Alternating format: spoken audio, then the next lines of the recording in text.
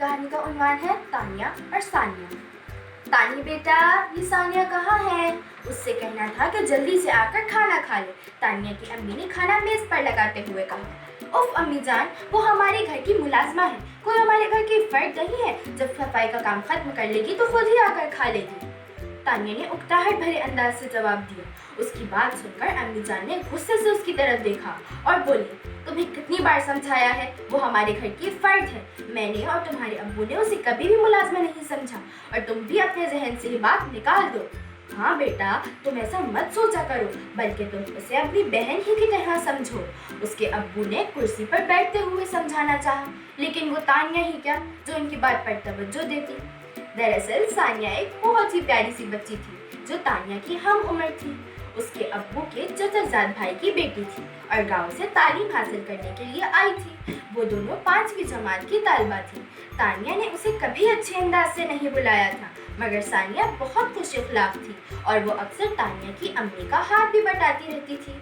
उसने तानिया की तरफ भी दोस्ती का हाथ बढ़ाया, जिसे उसने बुरी तरह झटक दिया। बेटा, किसी को खुद से कमतर नहीं समझना चाहिए। हो सकता है आपसे ज्यादा अच्छा हो वो और कभी आप ही के काम आ जाए, ऐसा नहीं कहते, गलत बात। एक दिन तानिया की अम्मी ने उसे समझाते हुए कहा। उनकी बात सुनकर तानिया अपनी जिद्दी तबीयत और मगरूर लहजे को काबू में ना रख सकी और बावर्ची खाने में काम करने वाली सानिया की तरफ गुस्से से देखते हुए बोली, ये मेरे किस काम आ सकती है? बताएं आप मुझे, इसके पास तो कुछ भी नहीं है, ये काम कैसे आएगी मेरे? तानिया बेटा, बुरी बात मुझसे नहीं निकालनी चाहिए, कभी वही बात पलटकर अपने सामने भी आ जाती है। उन्होंने सब्जी की टोकरी मेज पर रखते हुए कहा। उनकी बात सुनते ही उसने दूध का गिलास वहीं रख दिया और मुंह बनाते हुए अपने कमरे में चली गई।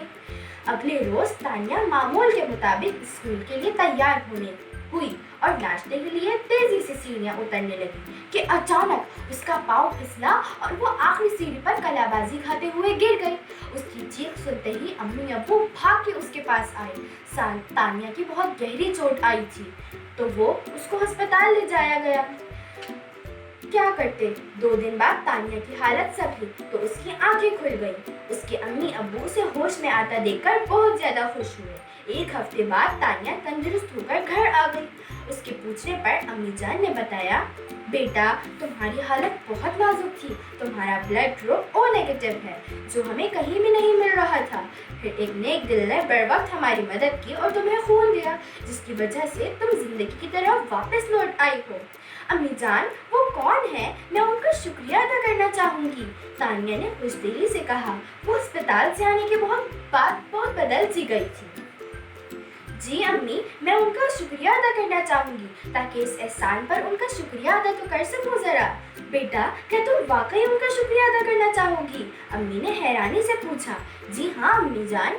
सानिया बेटा, इधर आओ, तुम्हें तानिया बुला रही है। उनकी आवाज़ सुनकर वो भागी चली आई। सानिया को जब इल्म हुआ कि तुम्हारा ब्लड ग्रुप O नेगेटिव है तो उसने फौरन ही गांव से अपने अब्बू को बुलाया, क्योंकि उनका ग्रुप भी यही था। इस तरह उन्होंने अपना खून तुम्हें अतिया दिया। उनकी बात सुनकर सानिया ने शर्मिंदगी से सर झुका लिया और उसे अपने तकब्बुर भरे अल्फाज याद आने लगे जो उसने हादसे से 1 दिन पहले ही कहे थे।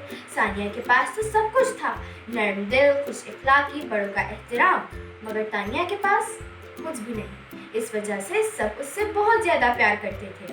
तानिया ने अपनी आंखों में आंसू भरते हुए उससे माफी मांगी तो सानिया ने भी उसे माफ करते हुए गले लगा लिया और फिर वो अच्छी बहनें और गहरी सहेलियां बन गए। शुक्रिया।